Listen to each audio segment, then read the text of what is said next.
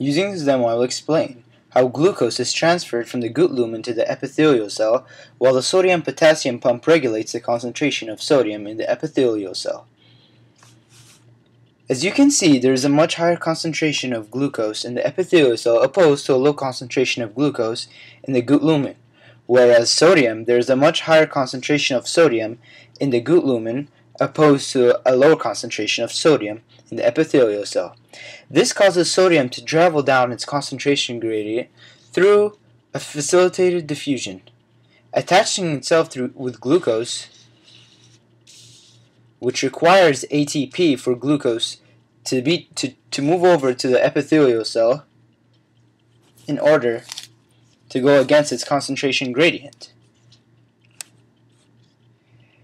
ATP then causes the shape of the SGLT1 pump to change, releasing glucose and sodium into the epithelial cell. Once this is released, the SGLT1 takes its original form and repeats the process. In the epithelial cell is a hypertonic solution opposed to the gut lumen due to the high amount of glucose concentration. This causes water to move down to the epithelial cell, as opposed to the gut lumen, which is a hypotonic solution because it contains a less amount of glucose. Therefore, water travels down the epithelial cell. In the epithelial cell, the sodium concentration is regulated by the sodium-potassium pump. The sodium-potassium pump has a high affinity for sodium.